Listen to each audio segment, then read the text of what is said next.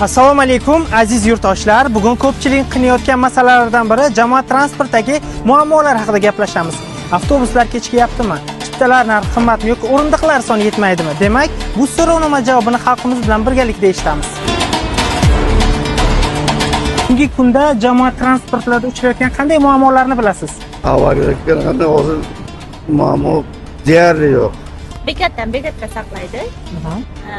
Ba'zi payt bo'ladi bizga bekatdan bekatgacha uzoq masofada o'rtada saqlamay o'tadi. Haydovchilar qo'pol muomalada bo'ladi. Ko'pincha o'zi yangi chiqqan o'sha bir avtobusdan haydovchilar o'ta qo'pol.